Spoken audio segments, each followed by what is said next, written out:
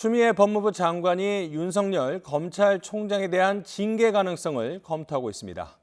검찰 인사를 앞두고 의견을 달라는 장관 요구에 응하지 않았다는 게 이유입니다. 이와 함께 검찰이 별도 수사 조직을 만들 때는 장관의 승인을 받으라고 지시하면서 검찰총장의 수사 재량권에도 제동을 걸었습니다. 조성호 기자입니다. 검찰 고위직 인사를 단행한 지 이틀 만에 추미애 장관은 대검찰청에 특별 지시를 내렸습니다. 직제에 없는 수사 조직을 만들 때는 장관의 사전 승인을 받으라고 지시했습니다. 지금까지는 중요 사건을 수사할 때 검찰총장이 조직을 탄력적으로 운용하는 재량권을 인정해왔습니다. 전임 문무일 총장은 강원랜드 채용비리 수사와 김학의 사건 재수사 등을 별도 조직에 맡겼고, 윤석열 총장은 최근 세월호 사건 특별수사단을 출범시켰습니다. 하지만 앞으로는 이런 조직을 만들 때도 장관이 직접 관여하겠다는 겁니다. 법무부는 직접 수사 축소 등 검찰 개혁 방안의 일부라고 설명했습니다.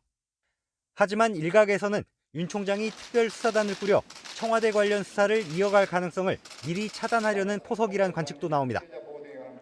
윤 총장이 인사 의견을 달라는 요청에 응하지 않은 것을 항명으로 규정한 추 장관은 징계 가능성도 검토하는 것으로 전해졌습니다.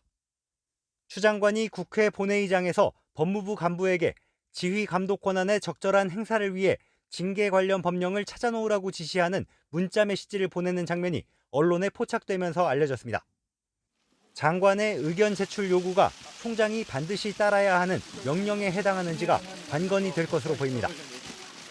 징계를 위한 감찰이 개시된다면 지난 2013년 황교안 당시 장관이 지시한 최동욱 전 총장에 대한 감찰 이후 7년 만입니다.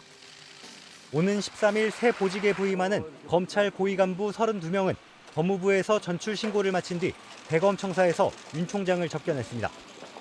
추 장관은 검찰 개혁 성공을 위해 노력해달라고 했고, 윤 총장은 공직자로서 국민을 위해 소임을 다해달라고 당부했습니다.